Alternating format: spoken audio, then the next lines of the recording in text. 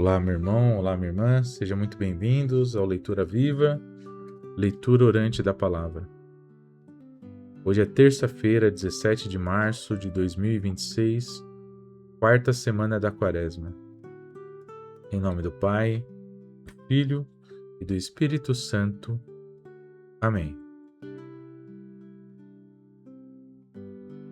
Deus de amor e proximidade, que as águas vivas do Teu Espírito lavem nosso cansaço e a nossa desesperança. Abre nossos olhos para que enxergarmos aqueles que estão paralisados à margem do caminho. E dá-nos a coragem de Jesus para sermos instrumentos da Tua graça libertadora. Amém.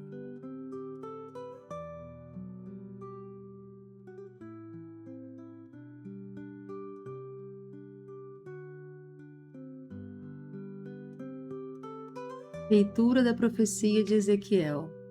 Naqueles dias, o anjo fez-me voltar até a entrada do templo, e eis que saía água da sua parte subterrânea na direção leste, porque o templo estava voltado para o oriente. A água corria do lado direito do templo, a sul do altar. Ele fez-me sair pela porta que dá para o norte, e fez-me dar uma volta por fora até a porta que dá para o leste, onde eu vi água jorrando do lado direito. Quando o homem saiu na direção leste, tendo uma corda de medir na mão, mediu 500 metros e fez-me atravessar a água. Ela chegava-me ao tornozelo. Mediu outros 500 metros e me fez atravessar a água. Ela chegava-me aos joelhos. Mediu mais 500 metros e me fez atravessar. Ela chegava-me à cintura. Mediu mais 500 metros e era um rio que eu não podia atravessar, porque as águas haviam crescido tanto que se tornaram um rio impossível de atravessar, a não ser a nado. Ele me disse: "Viste, filho do homem?" Depois fez-me caminhar de volta pela margem do rio. Voltando eu, junto à margem, vi muitas árvores, de um e de outro lado do rio. Então ele me disse: "Estas águas correm para a região oriental, descem para o Vale do Jordão, desembocam nas águas salgadas do mar, e elas se tornarão saudáveis. Onde o rio chegar, todos os animais que ali se movem poderão viver. Haverá peixes em quantidades, pois ali desembocam as águas que trazem saúde, e haverá vida onde chegar o rio. Nas margens, junto ao rio, de ambos os lados, crescerá todas as espécies de árvores frutíferas. Suas folhas não murcharão e seus frutos jamais se acabarão. Cada mês darão novos frutos, pois as águas que banham as árvores saem do santuário. Seus frutos servirão de alimento e suas folhas serão remédio." Palavra do Senhor, graças a Deus.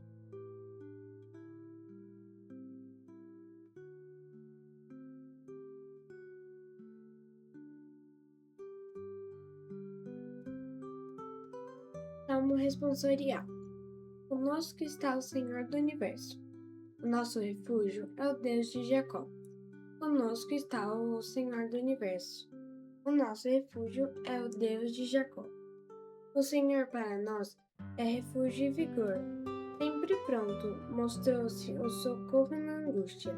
Assim, não tememos se a terra estremece, se os montes desabam, caindo dos mares.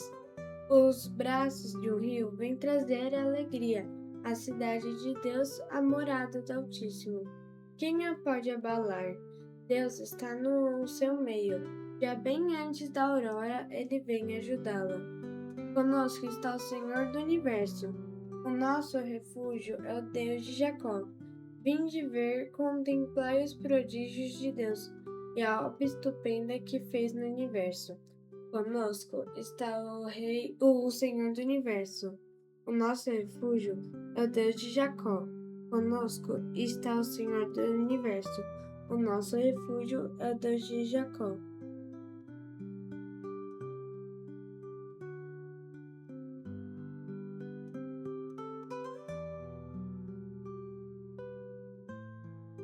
No mesmo instante, o homem ficou curado.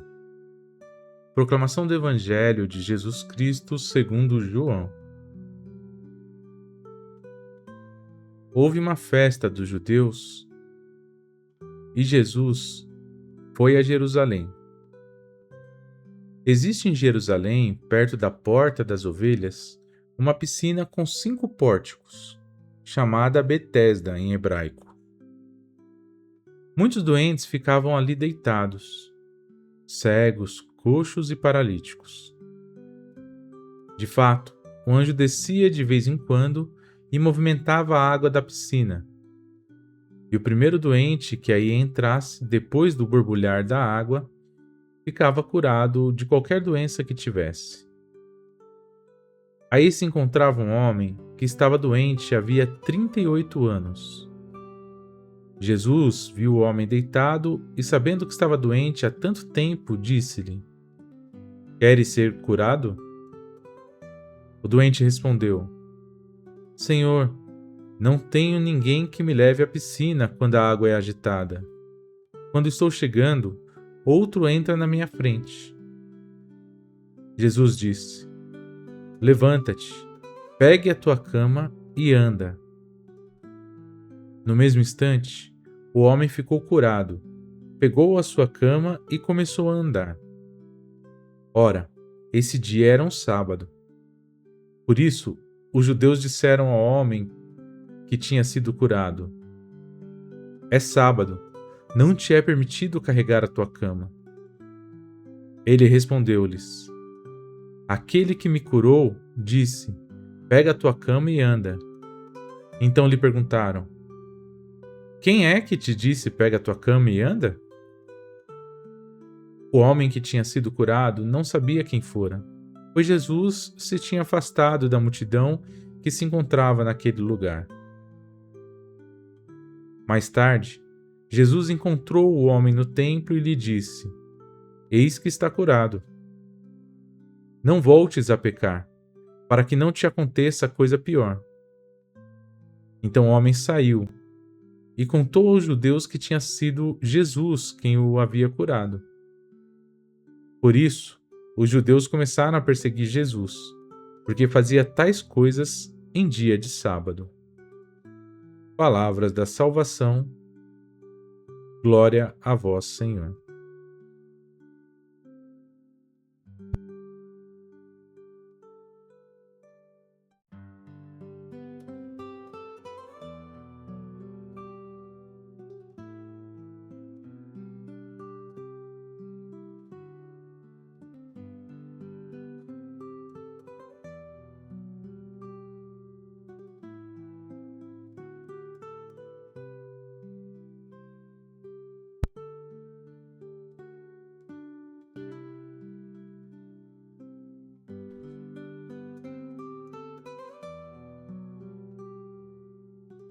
Para compreendermos a profundidade do que acontece em Betesda, na primeira leitura, nós precisamos compreender um pouquinho Jerusalém daquele tempo. A piscina ficava perto da Porta das Ovelhas, que era onde entravam os animais que seriam oferecidos por sacrifício, e que movimentava todo o comércio daquela região. O comércio religioso era de fato a veia principal da economia da cidade. Só que todas as pessoas que eram mal vistas socialmente não podiam entrar no templo e oferecer sacrifícios. Os cegos, coxos e paralíticos ficavam ao lado do templo e não podiam nele entrar.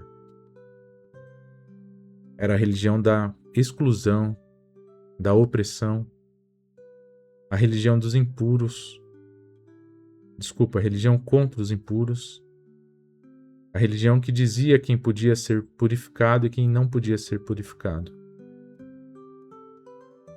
E é exatamente neste cenário de dor, muitos anos depois, que Jesus entra na piscina de Betesda. Ali era operada uma lógica dessa religião que exclui, dessa religião que oprime, a lógica da competição. do mérito, onde apenas aqueles que conseguissem chegar primeiro eram curados. E o homem que fazia 38 anos, que estava ali e ninguém o ajudava a chegar primeiro, porque cada um queria garantir o seu primeiro lugar. Não está longe de podermos imaginar que tinha pessoas ali que cobravam para fazer com que os outros chegassem primeiro. E como ele estava lá há muito tempo, com certeza ele já não tinha mais dinheiro, já dependia de tudo. Vamos lembrar que esse homem é irmão de um consagrado a Deus. O filme ou a série dos Apóstolos de Jesus, que está bastante famosa agora, The Chosen, Os Escolhidos, mostra bem isso. Esse homem que está ali há 38 anos, ele é irmão de um dos sicários, um daqueles que faziam parte de uma seita judaica que eram consagrados para derrotar o Império Romano quando chegasse o Messias. Jesus quebra toda essa lógica de opressão do templo, mas também uma lógica da espera do justo. O justo era tido como aquele que viria cumprir todas as regras. E Jesus, nesse episódio, e não só nesse, em diversos episódios da Bíblia, dos Evangelhos, Jesus cura em dia de sábado. Isso significa muita coisa. Se a gente puder se despir de todos os preconceitos, se a gente puder não seguir todas as injustiças, toda a lógica de opressão, e a gente vê em Jesus realmente aquele que veio nos libertar. Porque ele nos liberta de forma integral, ele nos liberta de nossas falsas expectativas, de nossas falsas esperanças em um poder político. Ele nos liberta de uma falsa religião que está centrada na idolatria de um rito. Seria um rito só para aqueles que chegam primeiro. Jesus contraria tudo isso. E por isso a sua vinda é encarada pela maioria das pessoas como uma grande confusão. Porque aquele que se diz Deus, enviado pelo próprio Deus e filho do próprio Deus, não segue nada daquilo que o povo judeu esperava. E pior que isso, ele segue aqueles que foram mortos pelo próprio povo judeu, que são os profetas. Dentre eles, Ezequiel, que nós lemos hoje. Aqueles 500 metros da leitura de hoje, na verdade, a tradução da Bíblia, ela é metafórica, porque não são 500 metros, são 50 centímetros, na verdade, na medida própria da época. E de cada 50 centímetros a água ia afundando. Isso quer dizer o quê? Isso quer dizer justamente que quanto mais nós entramos nessa água que é o próprio Cristo, que é a nossa salvação, mais nós vamos nos afundando. Primeiro os tornozelos, que é o primeiro contato. Depois o joelho, que é aquilo que nos dobra ao chão, aquilo que nos dá a humildade de aceitar que por mais fundo que nós possamos ir, nós não conhecemos o que vem pela frente. Até que nós chegamos a um momento que nós sabemos que não dá mais para nadar só. Nós precisamos de confiar e segurar nas mãos de Jesus e na providência de Deus, porque essa piscina é muito funda. De fato, esse mar, ele é muito profundo e ele garante que nós possamos ter a humildade necessária para precisar de Deus. A lógica de Jesus não é a nossa lógica definitivamente. E por isso nós não sabemos nada, por mais que nós estudemos, por mais que nós possamos ler a Bíblia, por mais que nós podemos rezar e ter intimidade com a Santa Eucaristia, com Jesus e com o próprio Deus, nós não conhecemos nada de Jesus. Porque quanto mais nós andamos no seu caminho, mais nós vamos nos afundando, como a piscina de Betesda. E menos a gente entende de Jesus. E ao mesmo tempo, a gente vai se purificando no sentido não de separar aqueles que são os purificados daqueles que não podem entrar no templo e oferecer o sacrifício. Mas nós vamos nos purificando de toda a religião de opressão, toda a religião ritualística, toda a religião da idolatria. E nós vamos percebendo que, na verdade, a religião nos ajuda muito quando ela nos liberta. Quando ela nos traz a libertação definitiva, que é o Evangelho de Jesus Cristo, que é a sua vida. Quando ela nos coloca perto e nós queremos estar perto de Jesus, nós queremos estar íntimos de Jesus. Quando nós conseguimos alcançar essa noção de que, quando estamos perto de Jesus, nós sabemos que é justamente aqui que nós não podemos nada, que é justamente aqui que tudo está fora de nosso controle. E mesmo assim nós somos corajosos e corajosas, entregamos as nossas vidas sabendo que Ele nos dará tudo aquilo que for necessário. E a gente entrega para Ele tudo aquilo que nós temos, tudo aquilo que nós somos capazes. Minha irmã e meu irmão, há 38 anos,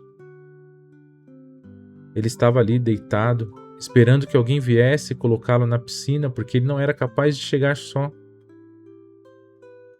E ninguém o ajudava. De que forma que nós podemos ajudar aquelas pessoas que não podem compreender isso que nós dizemos acreditar?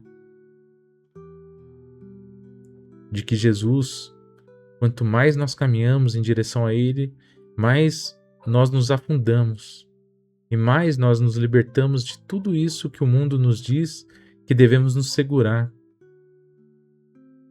Caminhar para Jesus é caminhar para um lugar sem garantias. É caminhar para um lugar onde nós sabemos que não poderemos ir sós. Não tem como nadar sós. Essa piscina que nos traz a cura é diferente da Betesda.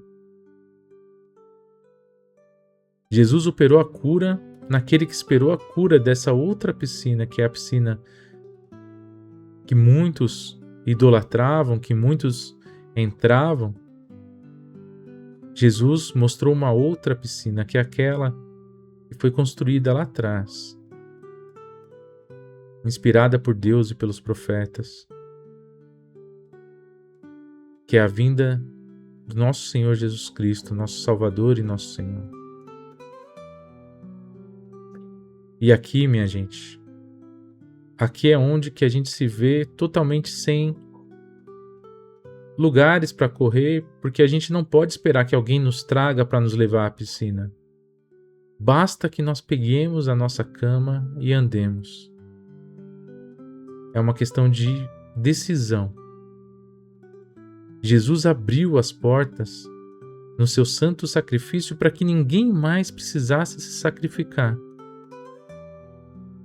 Jesus dando a si mesmo, sendo Filho de Deus e podendo mudar tudo, como o povo esperava, exatamente como o povo queria, derrotando os exércitos, derrotando a religião da idolatria de frente.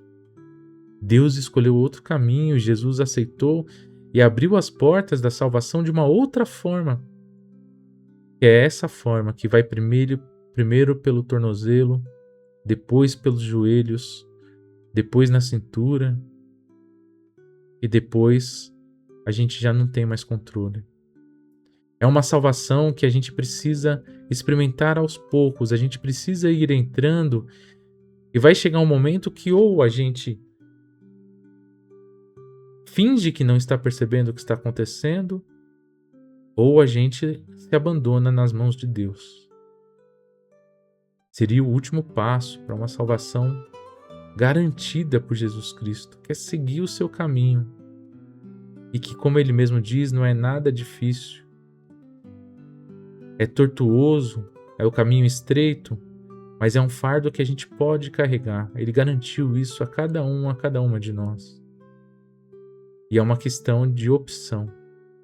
A gente pode fingir, a gente pode dissimular, a gente pode viver a religião da idolatria, das aparências, do faz de conta, mas a gente sabe quando a gente está a esse passo, quando a gente quer entregar o coração a Deus ou não. Que o Espírito Santo de Deus, nessa quaresma, ele possa nos guiar para essa conversão e que seja uma conversão verdadeira, que seja uma conversão que nós possamos refazer todo o caminho que nós fizemos até aqui, que nós possamos decidir seguir em frente e entrar nesse mar que é Jesus.